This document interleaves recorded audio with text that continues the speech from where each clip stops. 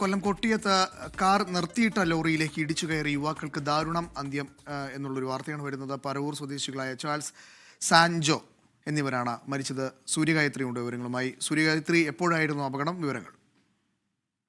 വൈകിട്ടാണ് ഈ സംഭവം നടക്കുന്നത്. കൊല്ലം കൊട്ടിയം പട്ടരമുക്കിലാണ് ഈ അപകടം നടക്കുന്നത്. നിർത്തിയിട്ടിരുന്ന ടാങ്കർ ലോറിക്ക് മുന്നിൽ അമിത വേഗത്തിൽ നിയന്ത്രണം തെറ്റിയ കാർ ഇടിച്ചു കയറിയാണ് അപകടമുണ്ടായത്.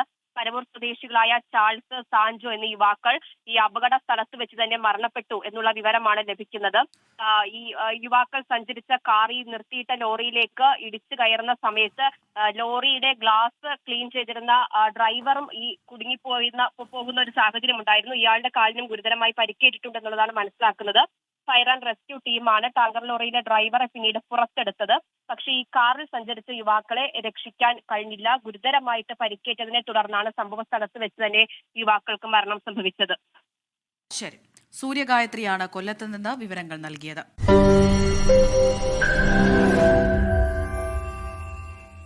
ലോകത്തെവിടെയായാലും ഏത് സമയത്തും 24 വാർത്തകളും ഓഗ്മെന്റഡ് റിയാലിറ്റി പാക്കേജുകളും എക്സ്പ്ലെയിനറുകളും വിശദമായി കാണാൻ ഞങ്ങളുടെ യൂട്യൂബ് ചാനൽ നിങ്ങൾക്ക് സബ്സ്ക്രൈബ് ചെയ്യാം.